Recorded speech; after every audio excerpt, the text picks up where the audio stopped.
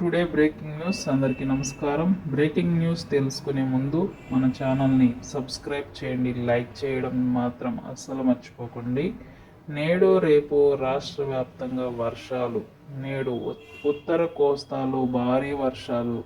నేడు దక్షిణ కోస్తా రాయలసీమలో తేలికపాటి వర్షాలు కురిసే అవకాశం ఉంది.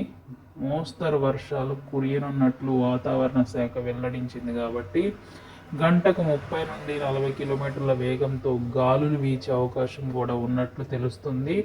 పిడుగులు పడే అవకాశం కూడా ఉన్నందున ప్రజలు అప్రమత్తంగా ఉండి సురక్షిత ప్రాంతాలకు చేరుకోవాలని వాతావరణ శాఖ వెల్లడించడం జరిగింది. కాబట్టి మీరు జాగ్రత్త వహించండి.